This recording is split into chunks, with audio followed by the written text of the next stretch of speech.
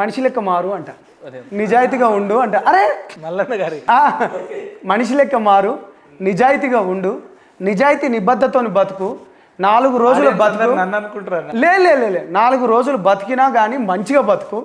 ఈ నీళ్ళ బాటిల్ ఇప్పుడు నా సొంత దాంతో నేను తాగితే కూడా నాకు మంచి జీర్ణం అవుతుంది. అంటే అందరితోని ఇక ఇది తిట్టించుకోవడమే ప్యాషన్, అందరితో ఇట్లా అనడమే ప్యాషన్.